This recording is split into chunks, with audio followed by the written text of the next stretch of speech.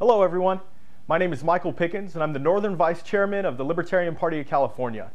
I just got back yesterday from the Libertarian National Convention in Las Vegas, Nevada, and I had the privilege and honor to speak with author and libertarian activist Michael Cloud and also see him speak, do a presentation. Michael Cloud is the author of the book Secrets of Libertarian Persuasion and newly released book Unlocking More Secrets of Libertarian Persuasion, published by the Advocates for Self-Government. His books are a must-read for every libertarian who is serious about being a libertarian. If you don't know how to explain libertarianism enough to get people to join us, get this book. Now, I started reading his newest book on the flight home, and I read something that was so important to the success of the liberty movement that I just had to share it with all of my libertarian family. So here I am. Now, the first chapter of this book is called Libertarian is a Verb, and he goes on to ask the question, what is a libertarian? So, according to Webster's dictionary, a libertarian is one who upholds the principle of liberty, especially individual liberty of thought and action. And many pro-liberty writers say that a libertarian is an advocate of individual liberty, and others may say that a libertarian is a person who believes in both economic and personal freedom. See, they believe in financial responsibility, and they are socially tolerant. See, most freedom advocates describe or define a libertarian in terms of his beliefs, his philosophy, values, or proposals. Now, this is where it got interesting. Then he asks, what if they are mistaken? What if a person can believe in liberty, endorse the freedom philosophy, value liberty, propose liberty, and still not be a libertarian? What if the essential defining characteristic of a libertarian is not what he thinks or feels or says? What if the key to being a libertarian is what a person does? What if libertarian is a verb? Now, this was interesting. What do you call a non-practicing vegetarian? So you call a non-practicing vegetarian a carnivore or omnivore. Suppose a non-practicing vegetarian deeply believes in vegetarianism. Does the belief make him a vegetarian? Suppose a non-practicing vegetarian writes books and essays making the case for vegetarianism. He gives speeches and seminars urging others to become vegetarians. Does this make him a vegetarian? Suppose he even has strong vegetarian sentiments, or in principle is committed to vegetarianism, or he fancies himself a philosophical vegetarian, but he continues to eat animal flesh and byproducts. Is he a vegetarian? No. Practicing vegetarian is a redundancy. Non-practicing vegetarian is a contradiction of terms. Now, let me ask you another question. What is a writer? See, a writer is a person who writes. Not a person who wants to write, not a person who thinks about writing, not a person who talks about writing, not a person who aspires, hopes, intends, or longs to write. To be a writer is to write. To write is to be a writer. It works both ways.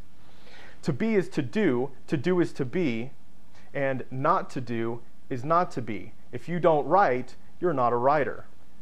Writer is a verb. Now, what about an athlete?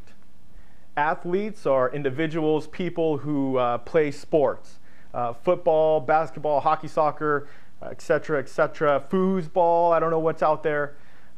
Regardless, some athletes are young, others are older, most are amateur, some are professional, but they all work out and they all practice whatever sport it is. And come game day, they are the ones that are in the arena, on the court, on the playing field. You see, the people in the stands, they're fans, they're not athletes. The people watching the game on TV are spectators, they're fans too, they're not athletes. The people writing about the games are sports writers, not athletes. See, the athletes are actually competing on the playing field. They are sweating, striving, straining against the other team. They're the ones out there suffering the pain and injury. They're the ones putting their best efforts and skills against the other team, and also they're the ones that get to experience the success of winning. Regardless, win or lose, They are athletes. You see, athlete is a verb. So with all that said, what does it really mean to be a libertarian? To be a libertarian is to act to advance liberty. To be is to do. To not take actions to advance liberty is to not be a libertarian. Not to do is not to be. See, understanding liberty does not make a person a libertarian. Believing in liberty does not make a person a libertarian. Libertarian sentiments, values, leanings, longings, or convictions do not make a person a libertarian. A strong commitment to liberty does not make a person a libertarian. You see, libertarian is also a verb.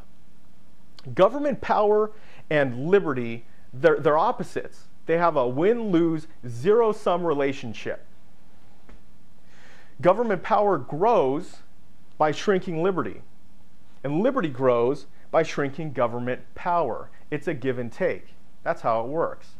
So by making government smaller than it is today, we advance liberty by acting to reduce or remove government spending, funding, resources, programs, liabilities, authority, and power. To be a libertarian is to act to make government smaller than it is now, and to make liberty larger than it is now. So what actions can we take? Now I'm going to start off with the easiest action that everyone can take, and that is to vote to advance liberty. Vote for small government candidates, ballot initiatives, and referendums. Read and sign and live by the Small Government Pledge from the Center for Small Government.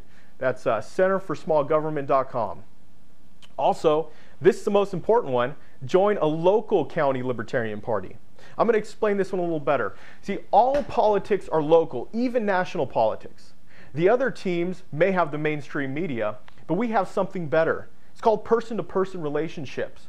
It's time to lean on them a little bit. Of course, that is if you haven't already. You see, when we get to first place, it will be because we reached out to the people we care about. Now this is great. Let me ask you another question. If you saw a blind man running full speed toward a cliff, straight drop off 100 feet down, would you tell him that there was a cliff in front of him? Would you yell at him to stop running, or would you let him run off the cliff to a certain death? You would yell at the guy. Now, why would you yell at him? Why would you tell him about the cliff that is in front of him? Because you would feel morally and ethically obligated to do so, obligated to tell him. Now, whether he stopped or not, that's his decision. At least you spoke up. You did something. See, it's our friends and family that will be on our team to save this country. Because like I said earlier, all politics are local. We've got to wake these people up, turn off the TV, focus, get active, focus local. What if there isn't already a local party started though, right? Over the past year, I've talked with many people looking to get active locally, or they had wanted to get active in the past, but there wasn't an active party. There wasn't one established. Well, guess what? It's up to you to start one if there isn't one already there. That's how all the current county parties got started. Let's say you need help. Great. If you have questions, contact us and we can help you acquire the resources needed to do so. Now, volunteer, donate, become a local libertarian. Volunteer to help or give an affordable donation to local candidates who publicly and explicitly campaign to make government smaller than it is today.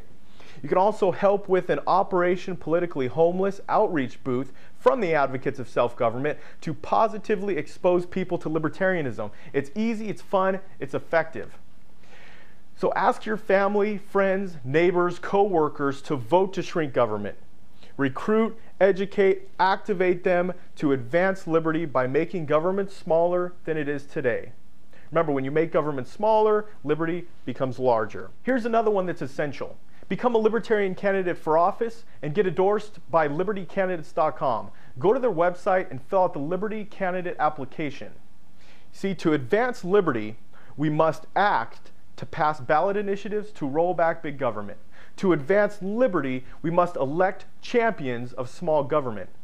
First one, then more, then we have a majority. We have a majority of the city councils, state legislators, and Congress, because we started by electing one.